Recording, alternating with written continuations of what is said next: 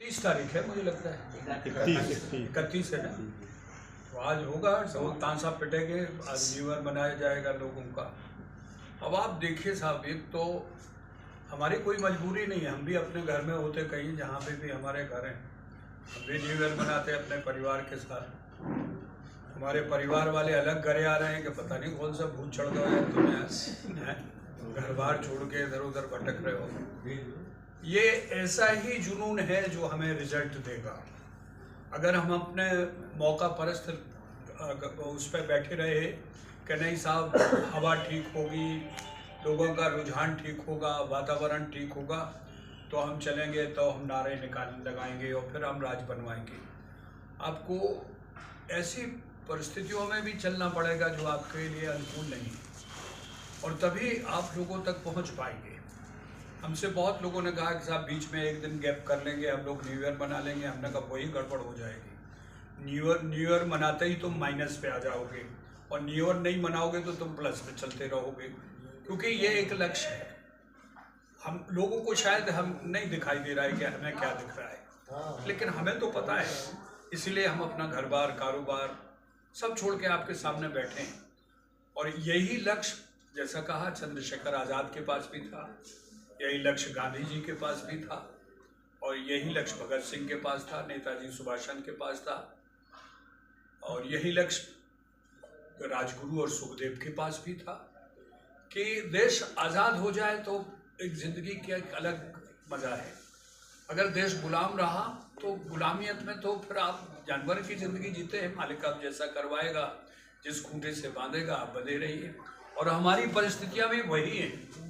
जो बुंदेलखंड आज़ादी के लिए सालों दर साल लड़ा, कभी बुंदेलखंड पे कोई मुगल कब्जा नहीं कर पाया, कभी कोई अंग्रेज आके यहाँ पे बस नहीं पाया, केवल नौगांव में। इसलिए मैं थोड़ा बता रहा हूँ कि आप हिस्टोरिकल परिस्थितियाँ समझ लीजिए।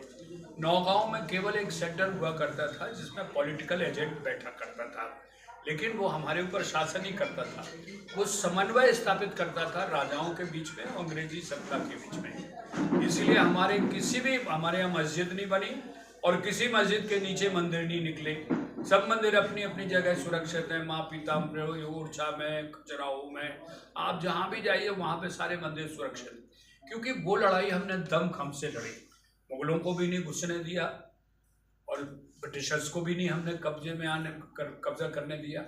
लेकिन दुर्भाग्य देखिए, जब हम लड़ाई लड़ने के बाद ये उम्मीद कर रहे थे कि अब सब ठीक हो गया, हमारा भी ठीक होगा, तभी जो लोग जो सालों से इस मकर जाल में बैठे थे कि बुंदेलखंड में खूब खनिज है, जिसको हम लोग कहते हैं बुंदेलखंड सोने की चिड़िया थी, बुंदेलखंड में खूब पानी है, 7 नदियां बहती हैं, तो जो दूध दही की नदियों की बात होती थी वो पानी की होती थी। उन्होंने को लगा कि अगर इस बुंदेलखंड को इसी हाल में छोड़ दिया गया, इन परिस्थितियों में आज है, तो इस पर कभी काबू नहीं पाया जा सकता है। ये सबसे बेहतर और सबसे मजबूत और सबसे कायदे का प्रदेश बन जाएगा। तभी जो भी रहा हो कारण, किसी को आज तक बताया नहीं है, उत्तर प्रदेश और मध्य प्रदेश में बुंदेलखंड वर्टिकल लाइन से बांट दिया गया। ये भी नहीं कि कहीं कोई सोची समझी नियोजित योजना के तहत कि साहब ये भूभाग इधर रख दो, ये उधर, ऐसे वर्टिकल लाइन से बांटा। पीताम्बरा में, दतिया मध्य प्रदेश में, यहाँ से उत्तर प्रदेश में कोई बात हुई, ओरछा मध्य प्रदेश में है, वहाँ पे आपका मऊरानीपुर उत्तर प्रदेश में है। तो वो इसलिए किया गया कि आपकी ताकत को खत्म कर दिया जाए। अब आपका क्या हुआ, 7 नदियों का पानी आपके हक, आप पानी पे आपका कोई हक ही नहीं है। कोई बलिया से आता है, कोई गाजियाबाद से आता है, कोई गोरखपुर से आता है, कोई डीएम बन के, वो आपके पानी और अपनी बिजली को तय करता है। 7 नदियां, फिर भी आप पानी है। 4 जगह आप बिजली बनाते हैं, हमें पता है, हर गांव में ठहर रहा हूं तो मुझे पता है कटौती कितनी चल रही है। 4 जगह आप बिजली बनाते हैं, अपनी पूर्ति से ज्यादा आप 10 टाइम ज्यादा बना रहे हैं, लेकिन वो बिजली कहाँ जा